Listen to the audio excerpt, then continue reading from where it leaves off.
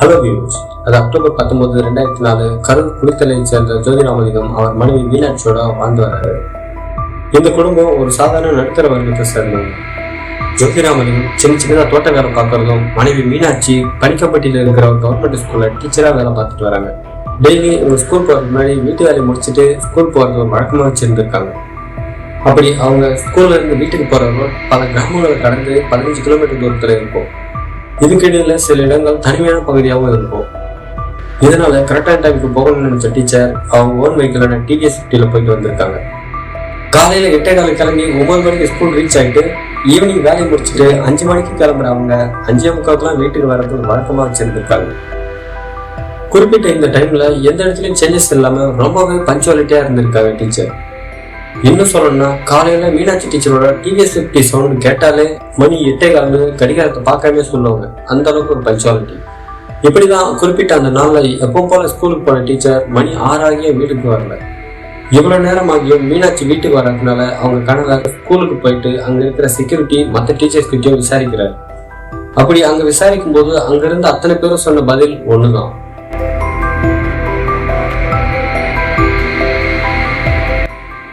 நான் பிரபு, இது crime tax. First time நீங்கள் சேனல் பாருங்கன்னா மறக்காம சப்ஸ்கிரைப் பண்ணிக்கோங்க, லைக் பண்ணி ஷேர் பண்ணுங்க.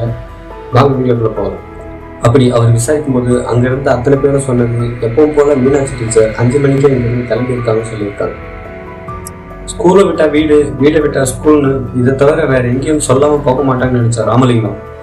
ஸ்கூல்ல இருந்து வரவையில மருதூர் என்ற இடத்துல இருக்கிற ரயில்வே கேட் கீப்பர் கிட்ட இவங்களை பத்தி விசாரிக்கிறார். அப்படி விசாரிக்கும் போது அந்த கேட் கீப்பருக்கு ஆல்ரெடி மீனாட்சி டீச்சர் தெரிஞ்சதுனால 5:10 அவங்க கிராஸ் பண்ணதை அவங்க சொல்றாரு. அதை தாண்டி அடுத்த ஊர்ல உரக்கடை வச்சிருக்கிற அவரோட ஃப்ரெண்டு திருப்பதின்றவர்கிட்டயும் விசாரிக்கிறாரு. இவரும் மீனாட்சி டீச்சரோட டிவிஎஸ் 50 சவுண்டை எப்பவும் போல ஈவினிங் கேட்டிருக்காரு. இதனால இவரும் மீனாட்சி டீச்சர் இது கிராஸ் பண்ணி போயிட்டாங்கன்றத உறுதியா சொல்றாரு. அந்த உரக்கடையில இருந்து அடுத்த 15 நிமிஷத்துல வீட்டுக்கு வந்துட முடியும். இதுக்கிடையில வேற எந்த ஊருக்கும் போறதுக்கும் வழியும் கிடையாது. இருந்தாலும் வீட்டுக்கு வராத மீனாட்சி டீச்சர் அவங்கள பத்தி வீட்டுக்கு பக்கத்துல இருந்த அக்கம் பக்கத்துல சொந்தக்காரங்க விசாரிக்கிறார் ராமலிங்கம். இப்படியா நைட்டு மணி 10 ஆகியும் டீச்சர் வீட்டுக்கு வராதனால பக்கத்துல இருந்த போலீஸ் ஸ்டேஷன்ல மிஸ்ஸிங் கம்ப்ளைண்ட் கொடுக்கிறாரு.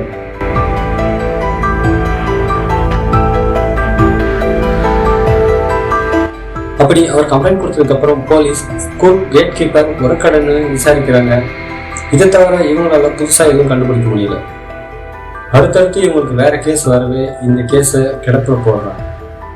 ஆனா ஜோதிராமலிங்கம் அதை விடாம அடிக்கடி போலீஸ் ஸ்டேஷன் போயிட்டு அவர் கொடுத்த கம்ப்ளைண்டோட ஸ்டேட்டஸை பத்தி கேட்டுக்கிட்டே இருக்காரு. அப்படி ஒரு நாள் போறப்போ டீச்சர் மிஸ்ஸிங்ல ஆளுங்கட்சி எம்எல்ஏ சில அரசியல்வாதிகளும் இன்வால்வ் ஆயிருக்காங்க. அவங்களை எதிர்த்து உன்னால எதுவும் பண்ண முடியாது, அதனால இதை கண்டுக்காம விட்டுன்னு சொல்லி இன்ஸ்பெக்டர் சொல்லி அனுப்பிச்சிருக்காரு. ஜோதிராமலிங்கம் ஒரு சாதாரண குடும்பத்தை சேர்ந்தவர்ன்றதுனால அரசியல் கட்சியை எதிர்த்து எதுவும் பண்ண முடியாதுன்னு அதுக்கப்புறம் அந்த கேஸுக்காக போலீஸ் ஸ்டேஷன் பக்கம் போறதே கிடையாது. இருந்தாலும் தன் மனைவிக்கு என்ன ஆச்சு, நம்மளால எதையுமே செய்ய முடியலன்ற ஆதங்கத்தோட இருந்திருக்காரு ராமலிங்கம். அதே சமயம் டீச்சர் மிஸ்ஸிங்ல ஆளுங்கட்சி எம்எல்ஏக்கு தொடர்பு இருக்குன்னு பல மீடியாவில் இதை பத்தி பரபரப்பா போயிட்டு இருக்கு. இப்படியா பல நாள் போயிட்டு இருக்கும்போது ஒரு நாள் போலீஸ் ஸ்டேஷன்ல இருந்து ராமலிங்கத்துக்கு போன் கால் வருது. அது பெங்களூர்ல சேம் ஏஜ் குரூப்ல ஒரு பெண்ணோட இறந்த உடல் கிடைச்சிருக்கு, அது உங்க மனைவி மீனாட்சி தானான்றது கன்ஃபார்ம் பண்றதா கூப்பிடுறாங்க. இதை கேட்ட ராமலிங்கம் பதறி போய் சம்பவ இடத்துக்கு போய் பாக்குறாரு. ஆனா அங்க இருக்கிறது வேற ஒரு பெண்ணோட இறந்த உடல். இருந்தாலும் தன் மனைவி உயிரோட கிடைப்பாங்கன்ற நம்பிக்கையில இருந்த ராமலிங்கம் அடுத்த 2 வருஷத்துல, அதாவது 2006 ஆட்சி மாற்றம் ஏற்படுது. இப்ப இவர் என்ன பண்றாருன்னா மெட்ராஸ் ஹைகோர்ட் மதுரை பெஞ்ச்ல தன் மனைவி காணாம போய் 2 வருஷமா ஆகுது, இப்ப வரைக்கும் கண்டுபிடிக்கலன்றத ஏபிஎஸ் கார்பஸ் பெட்டிஷனா கொடுக்குறாரு. ஏபிஎஸ் கார்பஸ் பெட்டிஷன்ங்கிறது காணாம போன நபர் உயிரோடவோ இல்ல பிணமாவோ கொண்டு வந்து நிப்பாட்டணுங்கிறது தான்.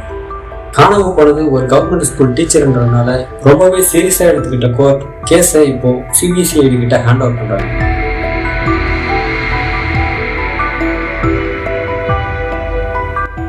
இமிடியட்டா எஸ்பி பவானீஸ்வரி தலைமையில டீம் அரேஞ்ச் பண்ணி இன்வெஸ்டிகேஷன் ஆரம்பிக்கிறாங்க. எப்பவும் போல இந்த டீமும் ஆல்ரெடி விசாரிச்ச எல்லா இடத்தையும் என்கொயரி பண்றாங்க.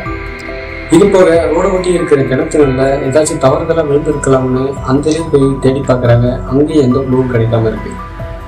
இப்படியா இந்த கேஸ்ல எந்த முன்னேற்றம் இல்லாம போயிட்டு இருக்கும்போது ஒரு நாள் குளித்தலை அடுத்த ஊரான பனிக்கம்பட்டி வாழைத்தோட்டத்துல 2 பேர் மாற்று வாழை நடவுக்காக பலன் தோண்டி இருக்காங்க. அப்படி தோண்டும் போது 3 அடி ஆழத்துல ஏதோ சந்தேகத்துக்கு இடமா அவங்க கண்ணுல தட்டுப்படுது. என்னவா இருக்கும்னு இன்னும் கொஞ்சம் தோண்ட ஆரம்பிச்சப்போ அங்க சில மனித எலும்புக்கூடுகள் இருக்கிறத கவனிக்கிறாங்க. இதை பார்த்து பயந்து போன இவங்க அந்த ஊர் விஏஓ கிட்ட இதை பத்தி தெரியப்படுத்துறாங்க. அவரும் போலீஸ் ஸ்டேஷனுக்கு இன்ஃபார்ம் பண்றாரு. அடுத்த சில மணி நேரத்துல போலீஸ் மற்றும் சிபிசிஐடி டீம் வந்து இன்னும் தோண்டும் போது அதுல இருந்து மனித எலும்புக்கூடும், பச்சை நிற சேலை, வெள்ளி கொலுசு மற்றும் வெள்ளி மோதிரம்னு சில பொருட்கள் கிடைக்குது. ஆன் த ஸ்பாட்லயே ஃபாரன்சிக் அண்ட் அட்டாப்சி டெஸ்டும் பண்றாங்க. அப்படி பண்ணதுல அது ஒரு பெண்ணோட எலும்புக்கூடு, அவங்களுக்கு 30-35 வயசு இருக்குன்றத கண்டுபிடிக்கிறாங்க. இப்போ சேம் ஏஜ் குரூப்ல ஏதாச்சும் உமன் மிஸ்ஸிங் கம்ப்ளைண்ட் ரெஜிஸ்டர் ஆயிருக்குன்னு பாக்குறப்போ ஃபர்ஸ்ட் அவங்களுக்கு ஞாபகத்துக்கு வருது மீனாட்சி டீச்சர் மிஸ்ஸிங் கேஸ் தான்.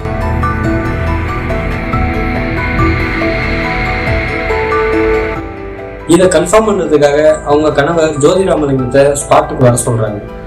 அங்க இருக்கிறது தன் மனைவியோட உடலா இருக்கக்கூடாதுன்னு நினைச்சிட்டு போன அவர் அங்க இருந்த பச்சை கலர் சேலையை பார்த்ததுமே அவர் அங்கே கதிர ஆரம்பிக்கிறார். அது கடைசியா மீனாட்சி கட்டியிருந்த சேலைதான்னு உறுதியா சொல்றாரு. இது போக மீனாட்சி டீச்சரோட பேரண்ட்ஸ்ல இருந்து கலெக்ட் பண்ண பிளட் சாம்பிள் இருந்து டிஎன்ஏ டெஸ்ட் பண்றாங்க. இப்போ 100% விக்டிம் மீனாட்சி டீச்சர் தான் கன்ஃபார்ம் ஆகுது. இதெல்லாம் டீச்சர் காணாம போய் 1.5 வருஷத்துக்கு அப்புறம் கண்டுபிடிக்கிறாங்க.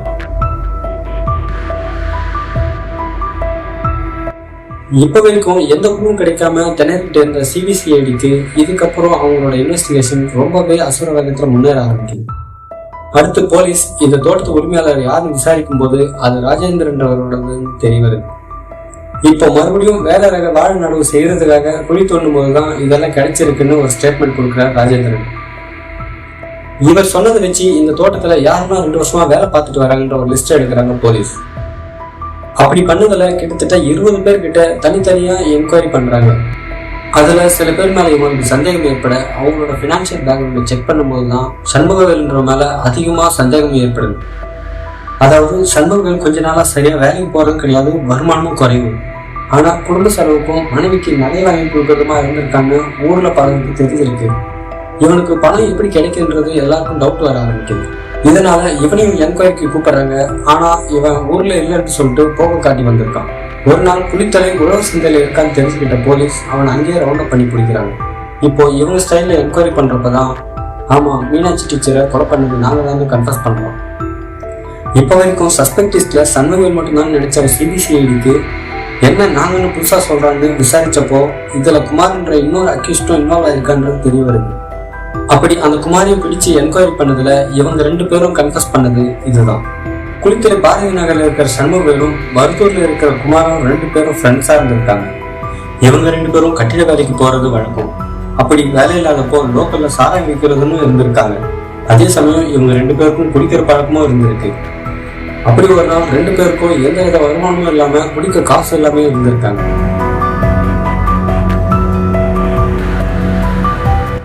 அப்பதான் சண்முகவேல் ஒரு ஐடியா சொல்றான். அது அதே ஊர்ல இருக்கிற அவன் மாமனார் வீட்டுக்கு போகும்போது பக்கத்து வீட்டுல இருக்கிற மீனாட்சி டீச்சரை அடிக்கடிக்கு பார்த்திருக்கான். மீனாட்சி டீச்சருக்கு எப்பவுமே நகை போடுறதுன்னா ரொம்பவே பிடிக்கும். அதனால எப்பவுமே அதிக நகையும் கழுத்துமா இருந்த மீனாட்சி டீச்சர் அது அவன் கண்ணுக்கு உறுத்தலா இருந்திருக்கு. இது போக மீனாட்சி டீச்சர் பார்க்க அழகா இருந்ததுனால இவன் மேல இவனுக்கு ஒரு தப்பான கண்ணோட்டமும் இருந்திருக்கு. இந்த நகைகளை அவங்க கிட்ட கொள்ளையடிச்சா கொஞ்ச நாள் வாழ்க்கையை ஓட்டலாம்னு சொல்றான் சண்முகவேல். இதை கேட்ட குமாரும் சரின்னு சொல்லி அதை எப்படி செய்யலாம்னு பிளான் பண்றாங்க. அப்பதான் டீச்சர் வீட்டுல இருந்து ஸ்கூல் போற வழியில ஆள்நாடு மட்டும் இல்லாத ரோட ஒட்டி இருக்கிற படிக்கம்பட்டியில இருக்கிற ராஜேந்திரன் வாழைத்தோட்டம் ஞாபகத்துக்கு வருது.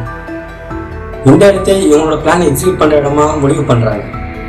அப்படிதான் அக்டோபர் 19, 2004 அன்னைக்கு ஸ்கூலுக்கு போன டீச்சர் ஈவினிங் திரும்பவும் வீட்டுக்கு வந்திருக்காங்க. அப்படி வரும்போது வாழைத்தோட்டத்திலிருந்து கொஞ்சம் முன்னாடியே நின்று டீச்சர் வராங்களான்னு சண்முகவேலுக்கு சிக்னல் கொடுக்குறான் குமார்.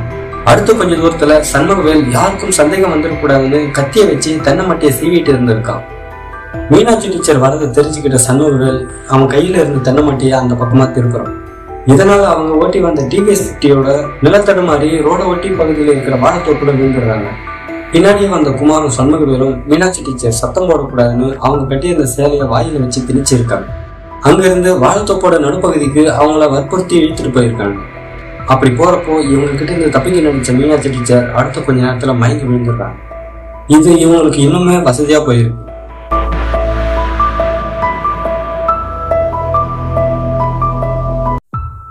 ஏற்கனவே இவங்க பிளான் பண்ண மாதிரி டீச்சர் கிட்ட இருந்த அத்தனை தங்க நகையும் எடுத்திருக்காங்க. ஆனா காலில் இருந்த மெட்டி கொலுசுன்னு சில பொருட்களை விட்டு போயிருக்காங்க. இதெல்லாம் முடிஞ்சதுக்கு அப்புறம் குமாருக்கு டீச்சர் மேல சபலம் ஏற்படுது. இதனால அவங்க செக்ஷுவல் அபியூஸ் பண்றான். ஏற்கனவே டீச்சரை வேற ஒரு கண்ணோட்டத்துல பார்த்த சண்முகவேலுக்கும் அவங்க மேல ஆசை வருது. இதனால அவனும் அவங்கள செக்ஷுவல் அபியூஸ் பண்றான். இப்போ சண்முகவேல மீனாட்சி டீச்சருக்கு ஆல்ரெடி தெரிஞ்சதால இப்படியே விட்டுட்டு போனா நாம மாட்டிக்கோம்னு அவங்க வச்சிருந்த கத்தியால டீச்சர் மயக்கத்துல இருக்கும் போதே கருத்தை அறுத்து கொண்டு இருக்காங்க. இதனால சம்பவ இடத்திலேயே இறந்து போயிருக்காங்க மீனாட்சி டீச்சர். இப்போ இறந்த உடனே அங்கேயே முன்னாடி பள்ளம் தோண்டி புதைச்சிட்டு தோட்டத்தை விட்டு வெளியே வராங்க. ரோட ஒட்டி தோட்டத்துல விழுந்து கிடந்த டிவிஎஸ் 50 என்ன பண்றதுன்னு யோசிச்ச இவங்க கொஞ்ச தூரத்துல தண்ணி வத்தாத ஒரு கிணத்துல தள்ளி விட்டு இருக்காங்க. பிறகு எடுத்த நகைகளை சரிபாதியா பங்கு போட்டு வீட்டுக்கு போயிருக்காங்க. ஆரம்பத்துல இவங்க 2 பேரும் பயத்துல இருந்தாலும் கேஸை பத்தின என்கொயரி பெங்களூர் ஆளுங்கட்சி எம்எல்ஏ பக்கம் போனதுனால நம்ம பக்கம் யாரும் சந்தேகப்பட மாட்டாங்கன்னு ஃப்ரீயா சுத்த ஆரம்பிச்சிருக்காங்க. அதே சமயம் கொஞ்ச நாள் கழிச்சு கொள்ளையடிச்ச நகைகளை மாத்தி புது நகைகளை வாங்கி மனைவிக்கு சர்ப்ரைஸ் பண்ணியிருக்கான் சண்முகவேல். என்னடா இவன் வேலைக்கு போறதே கிடையாது, ஆனா நகை வாங்குற அளவுக்கு பணம் எப்படி கிடைக்குதுன்னு அந்த ஊர்ல இருந்தவங்களும் இதை கவனிக்கிறாங்க. இப்படிதான் விசாரணையில சிபிசிஐடி இவனை பத்தி தெரிஞ்சுக்கிறாங்க. அதே போல இவங்க தள்ளிவிட்ட டிவிஎஸ் 50 அடையாளம் காட்டப்பட்டு அதை அங்கிருந்து எடுக்கிறாங்க. இப்படியா இவங்களுக்கு எதிராக 70க்கும் மேற்பட்ட சாட்சியங்களை ஜட்ஜ் முன்னாடி சப்மிட் பண்றாங்க. அதே போல ஆல்ரெடி என்கொயரி பண்ண லோக்கல் போலீஸ் இன்ஸ்பெக்டர் கிட்ட ஆளுங்கட்சி எம்எல்ஏ இன்வால்வ் பத்தி விசாரிச்சதுல ராமலிங்கம் அடிக்கடி போலீஸ் ஸ்டேஷன்ல வந்து மனைவி பத்தின ஸ்டேட்டஸ் கேட்டதால அவர் திரும்ப வரக்கூடாதுன்னு கட்டுக்கதை சொல்லியிருக்காங்கன்னு தெரிய வருது. இதை விசாரிச்ச ஜட்ஜ் இவங்க செஞ்ச கொடூர கொலை கொள்ளை கற்பழிப்புக்காக இவங்க 2 பேருக்கும் வாழ்நாள் முழுக்க ஆயுள் தண்டனை 2008 தீர்ப்பு கொடுக்குறாங்க. பிறகு 2 பேரும் திருச்சி சென்ட்ரல் ஜெயில கழுத்தின்னு வாழ்க்கையை ஆரம்பிக்கிறாங்க. இப்படியா சில வருஷங்கள் போயிட்டு இருக்கும்போது செப்டம்பர் 14, 2014 ஜெயில் காம்பவுண்டுக்குள்ளே இருக்கிற ஒரு மரத்துல அவன் வச்சிருந்த பெட்ஷீட்டால தூக்கு மாட்டி தற்கொலை பண்ணிக்கிறான் சண்முகவேல். ஆனா குமார் இன்னும் ஜெயில் தண்டனை அனுபவிச்சு வந்துட்டு இருக்கான். சண்முகவேல் சாகிறப்போ வயசு 62. இனிமேலும் வாழ்நாள் முழுக்க ஜெயில இருந்து சாகிறத விட இப்பவே சாகணும்னு நினைச்ச சண்முகவேலோட முடிவை பத்தி நீங்க என்ன நினைக்கிறீங்க? அதே போல இந்த கேஸ்ல இருந்த சேலஞ்சஸ் அதை சிபிசிஐடி எப்படி ஹேண்டில் பண்ணாங்கன்றத பத்தி கமெண்ட்ல சொல்லுங்க. அடுத்த ஒரு கிரைம் ஸ்டோரியில் உங்களை மீட் பண்றேன். தேங்க்யூ.